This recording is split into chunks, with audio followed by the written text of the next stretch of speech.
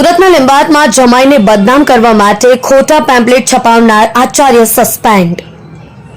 શિક્ષણ સમિતિની શાળાના આચાર્ય શેખ સુલેમાન સામે પોલીસ ફરિયાદ બાદ ધરપકડ થઈ હતી।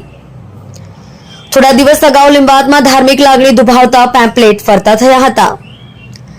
લીંબાયતની શિક્ષણ સમિતિની શાળાના આચાર્યએ જમાઈને બદનામ કરવા માટે પેમ્પલેટ ફરતા કર્યા હતા।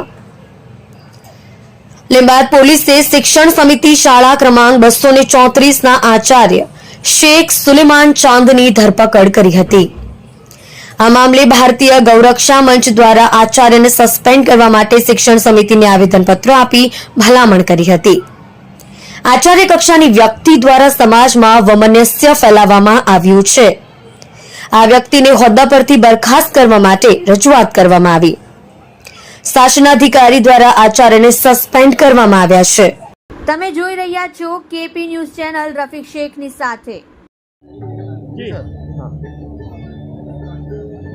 શિક્ષણ સમિતિના આચાર્ય એવા 234ના આચાર્ય સુલેમાન શેખ ચાંદ કે જેમને હિન્દુ વિરુદ્ધ પત્રિકા છપાવી હતી અને તે પણ શાળાના કોમ્પ્યુટર દ્વારા એ છાપવામાં આવી હતી અને એના અંગે હિન્દુ સંગઠનો દ્વારા જે ફરિયાદ કરવામાં આવી હતી એની તપાસ કરીને લીંબાયત પોલીસ સ્ટેશનમાં એમના વિરુદ્ધ એફઆરઆઈ દાખલ થઈ હતી અને ત્યારબાદ એમને જેલ કસ્ટડીમાં મૂકવામાં આવ્યા હતા અને શિક્ષણ સમિતિના નિયમ મુજબ કોઈ પણ આચાર્ય કે શિક્ષક 48 કલાકથી વધારે કસ્ટડીમાં રહ્યા હોય તો એને સસ્પેન્ડ કરવાના થાય છે અને આના કારણે એ 72 કલાક કસ્ટડીમાં રહ્યા હતા તો એમને શિક્ષણ સમિતિ દ્વારા સસ્પેન્ડ કરવામાં આવ્યા હતા।